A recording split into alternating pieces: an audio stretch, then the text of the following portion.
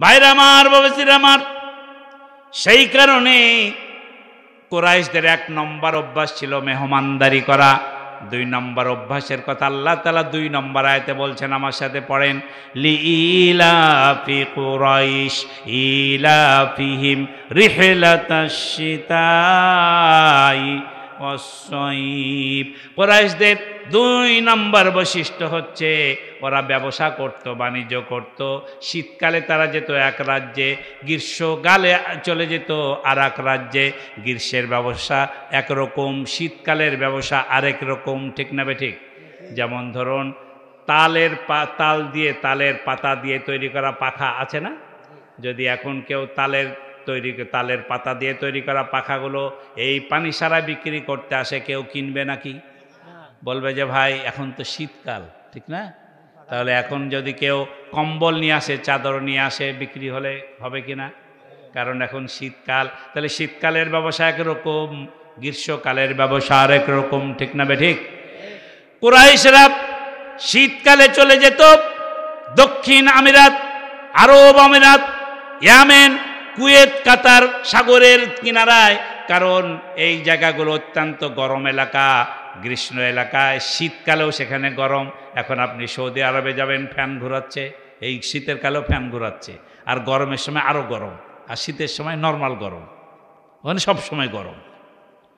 গরম অঞ্চল, গ্রীষ্মকাল অঞ্চল। সেই কারণে কুরাইশরা ব্যবসা বাণিজ্য করত আপনার আরব আমিরাত, ইয়েমেন, কুয়েত, কাতার, আপনার দুবাই, এইসব রাজ্যগুলোতে বাণিজ্য করতে যেত তারা শীতকালে। আর আপনার ছিল সিরিয়া, মিশর, লেবানন, আপনার তুরস্ক, ইউরোপ, রোম, এইসব রাজ্যে তারা ব্যবসা করতে যেত গ্রীষ্মকালে, কারণ ওগুলো শীত প্রধান দেশ। এখন ওই সব রাজ্যে বরফ পরে সাদা হয়ে জমে যায়, রাত্রে তারা চলাফেরা করতে পারে না, প্রচণ্ড ঠান্ডা। এই ঠান্ডায় তারা ঘরের বাইরে যেতে পারে না। এই জন্য কুরাইশরা করত কি, গ্রীষ্মকালে শাম, সিরিয়া, লেবাননে ব্যবসা করত, আর শীতকালে ব্যবসা করত ইয়েমেন আর আমিরাত, কুয়েত, কাতারে।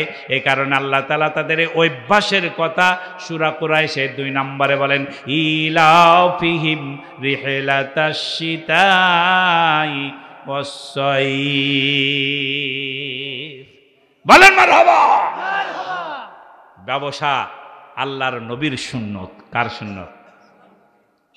আল্লাহর নবীর বয়স 12 বছর। অ্যাটেনশন টু মি, কত বছর? চাচা আবু তালিবের নেতৃত্বে একটা কাফেলা যাবে বাণিজ্য করতে। নবীজি বাইনা ধরলেন, চাচা গো আমিও যাব। ছোট ভাতিজাকে কিভাবে রেখে যায়? 8 বছর বয়সে যখন দাদা আব্দুল মুত্তালিব মারা যায়, ছেলে আবু তালিবকে ডেকে বলল, বাবারে, এই মুহাম্মাদের বাপ নাই, মা নাই, একটা এতিম সন্তান আমি দাদা লালন পালন করতাম, আমি চলে গেলাম, তোমার হাতে সঁপে দিলাম। যতদিন আবু তালিব তুমি বেঁচে থাকবে, তোমার এই ভাতিজাকে ছাতার মতো দেখাশোনা করবে। বাপের ওসিয়ত অনুযায়ী আবু তালিব মৃত্যুর পূর্ব পর্যন্ত আল্লাহর নবীর গায়ে আঁচড় পড়তে দেয় নাই। তিনি আপ্রাণ চেষ্টা চালিয়েছেন ভাতিজাকে রক্ষা করার জন্য। 12 বছর বয়সে আল্লাহর নবী জেদ করেছেন, বাইনা ধরেছেন, চাচার সাথে বাণিজ্যে যাবে। চাচা রাজি হয়ে গেল, উটের সামনে বসায় নিয়েছে। 12 বছরের সন্তানকে নিয়ে বাণিজ্যে চলে যাচ্ছেন। এক পাদ্রী রাস্তার ধারে তার গির্জা আছে, সেখান থেকে লক্ষ্য করে দেখে মক্কা থেকে একটা কাফেলা যায়। ওই কাফেলার ওপরে আকাশের একটা মেঘমালা ছায়া করে যায়। তিনি তাওরাতে পড়েছেন, ইঞ্জিলে পড়েছেন, এই যেমন একজন নবী আসবেন, যেই নবী যেখান দিয়ে যাবে আকাশের মেঘমালা তার মাথায় ছায়া করে দেবে। তিনি ভাবলেন, সেই নবী কি এই কাফেলা দিয়ে যায়? তিনি আগন্তুক পাঠায়া কাফেলাকে দাওয়াত করে তার গির্জায় নিয়ে আসলেন। দুম্বা জবাই করে মেহমানদারির ব্যবস্থা করলেন। খুব সুন্দর রান্না বান্না করে খেতে দেওয়া হয়েছে। তিনি মার্ক করছেন যে আমার গির্জায় ওই মেঘমালাটা আসছে না, ওই গাছতলাতে মেঘমালাটা দাঁড়িয়ে আছে। জিজ্ঞাসা করলেন কাফেলার মালিককে। আবু তালিব দাঁড়িয়ে বললেন, আমি। বলে আপনার কোনো লোক কি ওই জায়গাতে আছে? বলে না না না, কোনো লোক নাই। তো কে আছে ওখানে? সব রাখাল। না, রাখাল ছাড়াও কেউ আছে। পাদ্রী বলছে। তখন আবু তালিব লজ্জায় পড়ে বললেন, আমার একটা ছোট্ট ভাতিজা বাইনা ধরেছিল, ছোট মানুষ তো, এত বড় মজলিসে খাওয়ার হুঁশি হয় নাই, তাই তাকে রেখে এসেছি। পাদ্রী বুঝলেন এটাই সেই মহামানব। বলেন সুবহানাল্লাহ। বলেন নিয়ে আসেন তারে। এবার ভাতিজাকে আবু তালিব যখন নিয়ে আসে, পাদ্রী লক্ষ্য করলেন মেঘমালা তার গির্জার মধ্যে প্রবেশ করেছে। বললেন কাফেলার মালিক, শোনো রে, তোমার এই ভাতিজা কোনো সাধারণ মানুষ না, ইনি হলেন শেষ জামানার নবী। কোথায় নিয়ে যাবে? শাম, সিরিয়া, ওই জায়গায় ইহুদিদের বাস। ওরা যদি জানতে পারে ওকে হত্যা করবে, ওরে মেরে ফেলবে। এক্ষুনি তুমি মক্কায় ফিরে যাও। তোমার ভাতিজা হবে শেষ জামানার নবী। ইনি হবেন মুহাম্মদ, ইনি হবেন আহমদ, নামের সাথেও মিল আছে। তিনি হবেন শেষ জামানার নবী। তাকে তুমি মক্কায় ফিরে যাও। জোরে জোরে কান সুবহানাল্লাহ। 12 বছর বয়সে বাণিজ্যের জন্য আল্লাহর নবী রওনা দিলেন। 20 বছর বয়স হয়ে গেল। চাচা আবু তালিব বললেন, ভাতিজা বাড়িতে বসে থেকে হবে না, কাজ করে খেতে হবে। বলেন চাচা চলুন দেখি মক্কায় কোনো কাজ পাওয়া যায় কিনা। অলিতে গলিতে কাজ খুঁজতে খুঁজতে তারা এক জায়গায় গিয়ে একটা কাজ খুঁজে পেল। সেটা হলো খাদিজাতুল কুবরার বাড়িতে একজন পিয়ন নেওয়া হবে, একজন কর্মচারী নিয়োগ হবে, একজন খাদেম নিয়োগ হবে। বিশাল বাণিজ্যিক কাফেলা আছে, এদের খেদমত করার জন্য একটা ছেলে দরকার। এই জায়গায় চাচা আর ভাতিজা দুইজনের সম্মতিক্রমে আমার নবীজি খাদেম হিসাবে খাদিজাতুল কুবরার বাড়িতে নিয়োগ পেয়ে গেলেন। নিয়োগ নিয়ে মাত্র 1 বছরের ব্যবধানে দায়িত্বপরায়ণতা, বিচক্ষণতা, আমানতদারিতা, সত্যবাদিতা, আর যেমন স্মার্ট তেমন সুন্দর যুবক, আর তেমন চালচলন কথাবার্তা, তার চালচলন কথাবার্তা, দায়িত্ব পালন এবং সততা বিশ্বস্ততায় গোটা কাফেলার সবাই আশ্বস্ত হয়ে গেলেন, বিশ্বস্ত হয়ে গেলেন। এমনকি খাদিজাতুল কুবরাও খুব খুশি হয়ে গেলেন। খুশি হওয়ার কারণে বিচক্ষণতা, দক্ষতার দিকে লক্ষ্য করে খাদিজাতুল কুবরা 1 বছরের ব্যবধানে আমার নবী মুহাম্মদুর রাসূলুল্লাহ সাল্লাল্লাহু আলাইহি সাল্লামকে পদোন্নতি দিয়া গোটা কাফেলার ম্যানেজারের পদে নিয়োগ দিয়ে দিলেন। আত্মীয়করণ করে নয়, দলীয় কারণে, বিশেষ তদবিরে আল্লাহর নবীর পদোন্নতি হয় নাই। কিসের মাধ্যমে পদোন্নতি হলো? যোগ্যতার বলে, দক্ষতার বলে কাজ করে 1 বছরের ব্যবধানে আল্লাহ নবী কর্মচারী থেকে ম্যানেজার হয়ে গেলেন।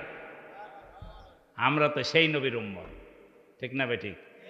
ঘুষ দিয়ে, টাকা দিয়ে, দলের নেতাকে ধরে টেলিফোন করিয়ে চাকরি নাই, কোনোই কাজ করতে পারে না, ঠিক না বেঠিক?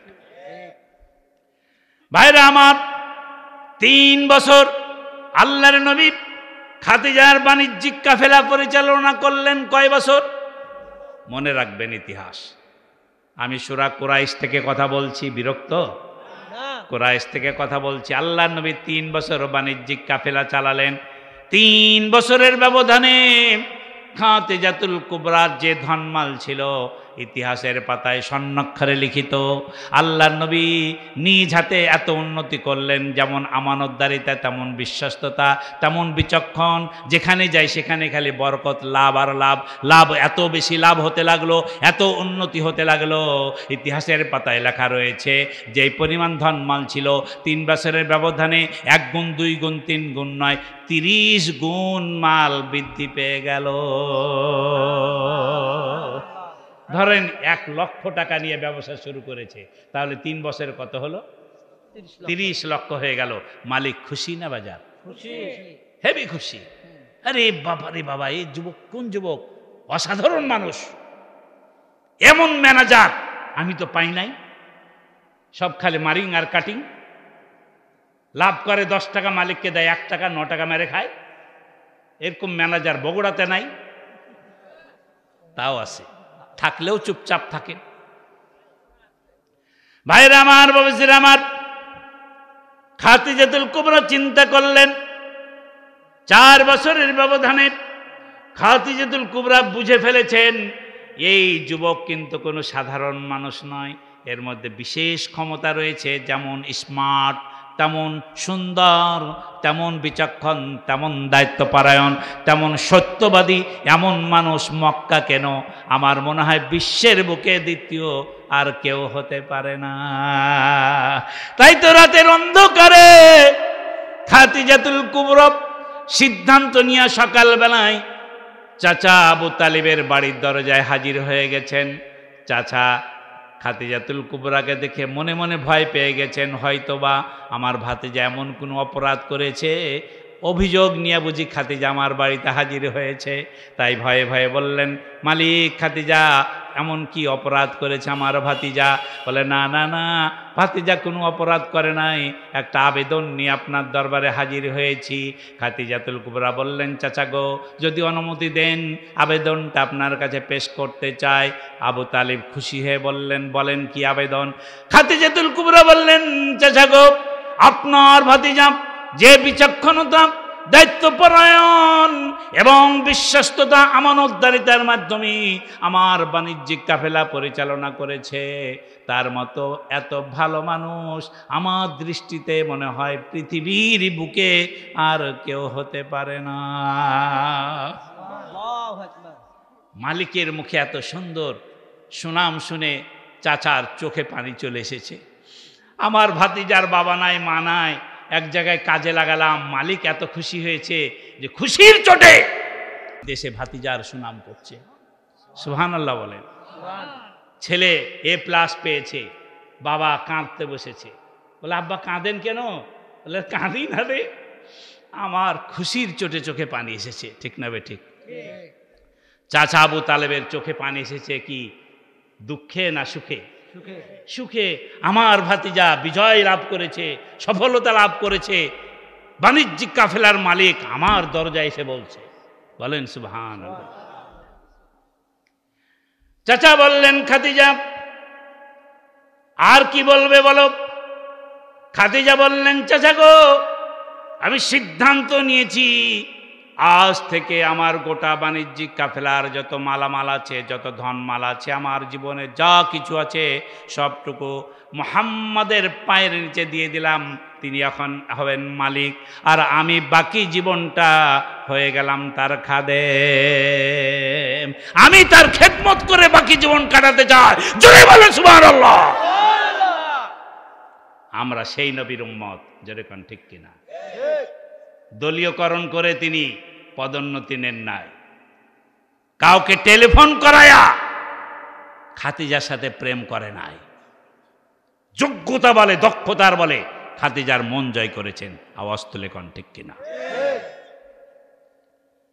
চাচা খুশিতে কি বলবে, মানে উনি দিশাহারা হয়ে গেছেন। এত বড় ধন মালিক, মক্কার বুকে সবচেয়ে ধনাঢ্য মানুষ ছিল 6 জন। কয়জন? ইতিহাস বলছে 6 জন। তার মধ্যে 1 নম্বরে ছিল খাদিজাতুল কুবরা। আগে ছিল 6 নম্বর, আর এই 3 বছরের ব্যবধানে কয় নম্বর? 1 নম্বর। মানে আল্লাহ নবীকে যেদিন থেকে নিয়োগ দিয়েছে এত উন্নতি হয়েছে, এখন মক্কার বুকে সেরা ধনী। এত ধনমানের মালিক হবে আমার এতিম ভাতিজা। চাচার মন যে কত বড় খুশি হয়েছে, বলেন সুবহানাল্লাহ। ভাইরা আমার, আল্লাহর নবী ব্যবসা করে সুনাম অর্জন করেছেন মক্কার বুকে, খাদিজার মন জয় করেছেন। খাদিজা ছিল মালিক, খাদিজা হয়ে গেল এখন খাদেম। আল্লাহর নবী ছিলেন খাদেম, এখন নবীজি হয়ে গেলেন কি? গোটা বাণিজ্যিক কাফেলার মালিক হয়ে গেলেন। জোরে জোরে কোন সুবহানাল্লাহ। এজন্য আল্লাহ নবী বলেছেন, আত্তাজিরু সদুকুল আমিন মা'আন নাবিয়িন ওয়াস সিদ্দিকিন ওয়াস শুহাদাই ওয়াস সলিহিন। তিরমিজি শরীফের 1209 নম্বর হাদিস। আল্লাহর নবী বলেছেন, যারা সত্যবাদী ব্যবসায়ী, যারা সততার ভিত্তিতে ব্যবসা করে, যারা মানুষকে ঠগায় না, মানুষকে মিথ্যা কথা বলে, খারাপ মাল ভালো বলে বিক্রি করে না, যেটা মালের ত্রুটি সেটা প্রকাশ করে দিয়ে মাল বিক্রি করে, কারো সাথে ধোঁকাবাজি করে না। 1 নম্বর মালের মধ্যে 3 নম্বর ঢোকায়া 1 নম্বর বলে বাজারে বিক্রি করে না। পামল আপনার সোয়াবিনের সাথে পামল মিশ্রি করে না। এই ধরনের ব্যবসায়ী হাজি সাহেব, এই ধরনের ব্যবসায়ী নামাজি সাহেব এই এলাকাতে আছে না নাই? 5 ওয়াক্ত নামাজ পড়ে, সোয়াবিনের মধ্যে পামল মিশায়, আবার সুদেরও ব্যবসা করে, আবার মক্কাতে গিয়া হজও করে আসে।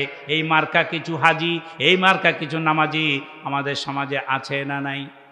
নামাজ, রোজা, হজ, যাকাত সব জাহান্নামে চলে যাবে, কোনো কিছুই কাজে লাগবে না। এই ব্যবসা বাণিজ্যের কারণে চিরকাল জাহান্নামে পড়তে হবে। অপরদিকে যদি আপনি আপনার ব্যবসা সততার ভিত্তিতে করতে পারেন, তাহলে আল্লাহ তাআলা আপনার আয় রোজগারে বরকত দিয়া দেবে। তারা যাবে নবীর সাথে জান্নাতে। জোরে করে সুবহানাল্লাহ। একাকী জান্নাতে যাওয়া আর রাসূলের সাথে জান্নাতে যাওয়া পার্থক্য আছে না ভাই? আওয়াজ তুলে বলেন, আছে না? তার উদাহরণ আমি নিজে 2017 সালে হজ করতে গেলাম, ওমরা করতে গেলাম রমজান মাসে। আর রমজান মাসে রোজা রেখে ঢাকা এয়ারপোর্টে গেলাম পাসপোর্ট ভিসা নিয়ে। আমার ইমিগ্রেশনে গিয়ে যখন ওই পুলিশ চেকিং হয়, সেই জায়গাতে গিয়ে আমার দিকে পুলিশ তাকালো, তাকিয়ে বলল, চেহারাটা সন্দেহজনক মনে হচ্ছে, সাইড হন, সাইড হন। আমাকে সাইড করে ফেললো, আমার হাজি সাহেব থেকে আলাদা করে ফেললো। 1 ঘন্টা দাঁড় করিয়ে রাখলো, একটা ঘরের মধ্যে বসিয়ে রাখলো। কি কাগজ নিয়ে আসে, কি নিয়ে আসে আমার সাথে মিলায়, পাসপোর্টের সাথে মিলায়। 1 ঘন্টা পরে বলে, ও চেহারাতে মিল নাই, নামে মিল নাই, ঠিক আছে যান। 1 ঘন্টা হয়রানি করেছে। আর 5 মিনিট দেরি করলে আমার বিমান উড়ে যায়।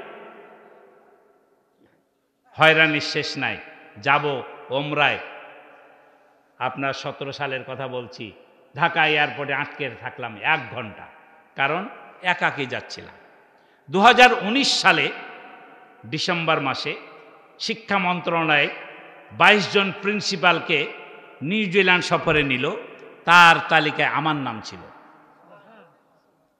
সরকারি ব্যবস্থাপনায় আমরা যাচ্ছি, আমাদের সাথে সাথে একজন উপসচিব আছেন। তো উপসচিবের নেতৃত্বে আমরা 22 জন এয়ারপোর্টে গেলাম। পুলিশ আমাদেরকে স্যালুট দিল। স্যালুট বুঝেন? মানে 1 লাথি আর 1 পা। পুলিশ স্যালুট দিয়ে বলছে, স্যার এই দিকে আসেন। সোফাতে নিয়ে গিয়ে বসালো। পাসপোর্টগুলো পুলিশ সব নিয়ে ওই ইমিগ্রেশনে সব কাজ শেষ করে বলে, স্যার এইখান দিয়ে ভিআইপি রুমে যা বসেন। আমরা ভিআইপি রুমে বসলাম। বিমান আসলো, সুন্দরভাবে উড়ে গেলাম। ইমিগ্রেশন সহজ হয়ে গেল, কারণ আমরা সরকারি লোক। কলারটা ঝুঁকিয়ে বলি, আমরা সরকারি লোক, তাই নয় কি? কারণ আর ইমিগ্রেশনে কোনো অসুবিধা নেই। উড়ে গেলাম। 2 ঘন্টায় গেলাম ব্যাংকক, থাইল্যান্ড। তারপরে ওখানে 1 ঘন্টা পরে আবার উড়লাম। 17 ঘন্টা উড়লাম। কত ঘন্টা? টোটাল 19 ঘন্টা বিমানে উড়ে প্রশান্ত মহাসাগরের মধ্যে 2টা বড় বড় দ্বীপ বিমান থেকে দেখা যাচ্ছে, বিশাল দ্বীপ। এই দ্বীপের মধ্যে বিমানটা নেমে গেল। নাম হলো নিউজিল্যান্ড, অকল্যান্ড এয়ারপোর্টে আমরা নেমে গেলাম। সেখানে গিয়ে সেই দেশের পুলিশ আমাদেরকে স্যালুট দিল। দিয়ে অকল্যান্ড ইউনিভার্সিটির কয়েকজন প্রফেসর, তারা বিশেষ ব্যবস্থাপনায় আমাদেরকে রিসিভ করার জন্য আসলো। আমি এটা গল্পটা এই জন্য শোনাচ্ছি, সূরা কুরাইশের তাফসির করার জন্য। আমাদেরকে যখন তারা রিসিভ করার জন্য আসলো বিমানবন্দরে, সেই জায়গায় খেয়াল করুন, ওই সব অকল্যান্ড ইউনিভার্সিটির ওয়েলিংটন কলেজের কয়েকজন প্রফেসর তারা এসে যখন আমাদেরকে রিসিভ করলো, এসে আমাদেরকে এই আঙ্গুলটা দেখালো। আচ্ছা বলেন, এটাকে দেখালে আপনাদের দেশের মানুষ খুশি হয় না বেজার হয়? বেজার হয়। আমাদের দেশে বলে কাঁচকলা, এদেশে কি কয়? গাজীপুরে গেছিলাম গত 2 দিন আগে, ওরা বলে চ্যাট। এটা নাকি চ্যাট। এক এক দেশের এক এক গালি, তাই না? এক দেশে গালি আর এক দেশে গিয়া হয় বুলি। গেছিলাম সিলেটের ওই পাশে, আপনার মৌলভীবাজার আছে, ওই জেলার মধ্যে একটা মাহফিলে গেলাম। তো মাহফিল শেষ করে টেবিল ভর্তি খাবার দিয়েছে, এদিকে ভাজি তরকারি, এদিকে ঝোল তরকারি। এখন আমি ভাবলাম এটা খাবো না ওটা খাবো। এমন সময় পিছনে এক মেজমান এসে বলছে, হুজুর হুকনো গু খাইতে না ভিজনে গু খাইতে? আমার মেজাজ খাট্টা হয়ে গেল, আমার গু খাওয়াবে। আমি মেজাজ কড়া করে যখন তাকালাম, তখন উনি বুঝতে পেরেছেন যে আঞ্চলিক শব্দ হয়ে গেছে। এবার বলছেন, হুজুর শুকনোগুলো খাবেন না ভিজনোগুলো খাবেন, আপনি ঝোল খাবেন না ভাজি খাবেন? ভাষার পার্থক্য আছে না ভাই? আপনাদের বগুড়ার কথা যদি আমাদের রাজশাহীতে বলেন আমরা হাসি, আর আমরা রাজশাহীর ভাষা যখন আপনাদেরকে বলি তখন আপনাদের হাসি লাগে না? আন্টার মার কান্টা দিয়ে মণ্ডল সাহেবের গলি দিয়া ছিচ্ছেড়া মারল দৌড়। কিছু বুঝলেন? কিছুই বুঝেন নাই। তার মানে আমি বললাম আঞ্চলিক কিছু কথা যেটা আপনারা কিছুই বুঝেন নাই। তাহলে আঞ্চলিকতা আছে। তো এক দেশে গালি আর এক দেশে গিয়া হয় বুলি। আমাদেরকে কাঁচকলা দেখাই দিল, চ্যাঁট দেখাইলো। এখন বলেন, আমার তো মেজাজ কাড়াহে। আমি উপসচিব স্যারকে বললাম, স্যার কোন দেশে নিয়ে আসলেন? এত কষ্ট করে 19 ঘন্টা বিমানে উড়ে এসে কত কষ্ট করে নামলাম, আর আমাকে বুদ্ধাঙ্গল দেখায়। কোন দেশ আবার? বলে, রে মাওলানা সাহেব বুঝেন না, এটা হলো লাইক। লাইক এটা কি? লাইক মানে যে ফেসবুক চালায় না ছেলেরা, তখন লাইক করলে কি সে টিপ দেয়? ওখানে বৃদ্ধাঙ্গল দেওয়া থাকে, থাকে না? যেখানে বৃদ্ধাঙ্গল থাকে ওখানে যদি টিপ দেয় তাহলে ওটাকে কি বলে? লাইক করা, মানে পছন্দ করা, ভালোবাসা। ওরা এটা দেখালো তোমাকে, ওরা চ্যাট দেখায় নাই, ওরা তোমাকে পছন্দ করলো, বলে তোমাকে আমরা পছন্দ করলাম। আমাদের বাংলাদেশে এটা চ্যাট, আর ওদের দেশে ওটা কি? লাইক। তাহলে দেখেন দেশের কালচার আলাদা, ওটা খ্রিস্টান কালচার।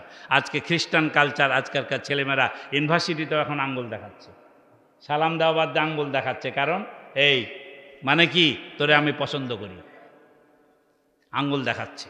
তা আমি যেটা বলছিলাম যে সরকারি থ্রুতে আমরা যখন গেলাম, ইমিগ্রেশন আমাদের জন্য সহজ হয়ে গেল।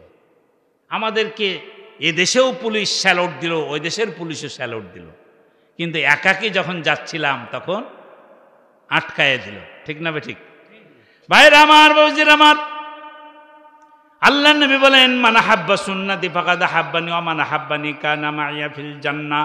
যে ব্যক্তি আমার একটা সুন্নতকে ভালোবাসবে সে যেন আমি নবীকে ভালোবাসলো, আর আমি নবীর ভালোবাসা যার অন্তরে পয়দা হবে গো, কিয়ামতের মাঠে মুসিবতের দিনে ওই ব্যক্তিকে সাথে না নেওয়া পর্যন্ত আমি নবী জান্নাতে যাব না। আল্লাহ তাআলা জান্নাতের দরজা খুলবেন, প্রথম জান্নাতে প্রবেশ করার অনুমতি পাবেন আমার নবী, আপনার নবী মুহাম্মদুর রাসূলুল্লাহ সাল্লাল্লাহু আলাইহি সাল্লাম। তিনি যখন জান্নাতে যাবেন একাকী যাবেন না, বিশাল বহর নিয়ে যাবেন, একটা বিশাল দল নিয়ে যাবেন। ওই দলের মধ্যে যারা ব্যবসায়ী হবে, যারা নেককার ব্যবসায়ী হবে, আত-তাজিরু সাদুকুল আমিন মা'আন নাবিয়্যিন ওয়াস সিদ্দিকিন ওয়াস শুহাদা'i ওয়াস সলিহিন। নেককার ব্যবসায়ী যারা হবে তারা নবীর সাথে জান্নাতে যাওয়ার সুযোগ পেয়ে যাবে। আর নবীর সাথে যারা জান্নাতে যাবে তাদের কোনো ইমিগ্রেশন হবে না, কোনো জায়গায় ফেরেশতা আটকাবে না।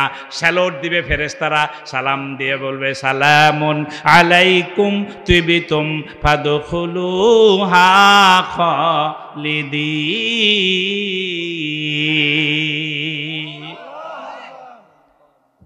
সালাম দিতে দিতে জান্নাত পর্যন্ত পৌঁছায় দেবে। জোরে কান সুবহানাল্লাহ। ভাইরা আমার, বাবাজিরা আমার, ব্যবসা করা আল্লাহ নবীর সুন্নত। এজন্য আল্লাহ তাআলা বলেন, ফাইদা কুদিয়াতিস সালাতু ফান্তাশিরু ফিল আরদ ওয়াবতাগু মিন ফাদলিল্লাহি ওয়াযকুরুল্লাহা কাসীরাল লাআল্লাকুম তুফলিহুন। দুইখানা হাত তুলে চিৎকার মেরে কান আল্লাহু আকবার। নামাজ পড়ো, কিন্তু নামাজ পড়ার পরে তসবিহ নিয়ে ঘরে বসে থেকো না, মসজিদের মধ্যে থেকো না, বেরিয়ে যাও। আদেশকার। আর একটু আসতে বলেন, আদেশকার। আল্লাহ বলছেন বেরিয়ে যাও। ফাইদা কুদিয়াতিস সালাহ ফান্তাশিরু ফিল আরদ, জমিনে বেরিয়ে যাও। কি করো? ওয়াবতাগু মিন ফাদলিল্লাহ। আমি আল্লাহ তোমাদের জন্য অনেক রিজিকের ব্যবস্থা করেছি, সেই রিজিকগুলো তোমরা তালাশ করো, আল্লাহকে স্মরণে রেখো, তাহলে তোমরা ইহকালে সফল কাম হবে, পরকালেও সফল কাম হবে। জোরে কান সুবহানাল্লাহ। ভাইরা আমার, বাবাজিরা আমার, এই কারণে কুরাইশদের অভ্যাস ছিল দুইটা। এক নম্বরে হলো মেহমানদারি, আর 2 নম্বরে হলো ব্যবসা বাণিজ্য। এই কথা আল্লাহ তাআলা কোরআনে বলেন, লিইলাফি কুরাইশ ইলাফিহিম রিহলাতাশ শিতাই ওয়াস-সাইফ ফালইয়াবুদু রাব্ব হাদাল বাইত।